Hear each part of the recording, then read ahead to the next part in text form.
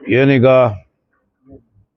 ಭಾರತೀಯ ಜನತಾ ಪಕ್ಷದ ಸೂಚನೆ ಮೇರೆಗೆ ಇವತ್ತು ನಾವೆಲ್ಲ ಕೂಡ ಕೋಲಾರ ಜಿಲ್ಲೆ ಆದ್ಯಂತ ಉಗ್ರವಾದ ಪ್ರತಿಭಟನೆಯನ್ನು ಸೋಮವಾರದಿಂದ ಅನಿರ್ದಿಷ್ಟ ಅವಧಿವರೆಗೆ ಸನ್ಮಾನ್ಯ ನಾಗೇಂದ್ರ ಅವರು 187 ಕೋಟಿ ಹಗರಣದಲ್ಲಿ ತನಿಖೆ ಮುಕ್ತಾಯವಾಗದೇ ಇದ್ರೂ ಕೂಡ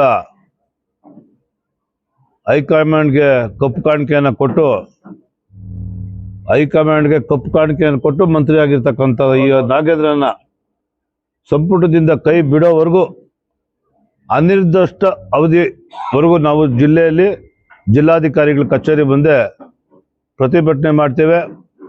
ನಮ್ಮ ಜಿಲ್ಲೆಯ ಎಲ್ಲ ಕಾರ್ಯಕರ್ತರು, ಪಕ್ಷದ ನಿಷ್ಠಿನ ಸಿಪಾಯಿಗಳು ಸೋಮವಾರ ಬೆಳಿಗ್ಗೆ 10 ಗಂಟೆಗೆ ಬಂದು ಸಂಜೆ 5 ಗಂಟೆವರೆಗೂ ಕೂಡ ಈ ಚಳುವಳಿಯಲ್ಲಿ ಭಾಗವಹಿಸಬೇಕು ಅಂತೇಳಿ ತಮ್ಮ ಮುಖೇನ ನಮ್ಮ ಕಾರ್ಯಕರ್ತರಿಗೆ ಕರೆ ಕೊಡ್ತಾ ಇದ್ದೀನಿ. ಇಡೀ ರಾಜ್ಯದಲ್ಲಿ ಒಂದು ಬಲಿಷ್ಠವಾಗಿ ಭಾರತೀಯ ಜನತಾ ಪಕ್ಷ ಕೋಲಾರ ಜಿಲ್ಲೆಯಲ್ಲಿ ಸಂಘಟನೆ ನಡೀತಾ ಇದೆ. ಈ ಸಂಘಟನೆಯ ರೂಪುರೇಷೆಗಳನ್ನು ಇವತ್ತು ನಮ್ಮ ಕಾರ್ಯಕರ್ತರು ನಾವೆಲ್ಲ ಕೂಡ ಮಾಡಿದ್ದೇವೆ.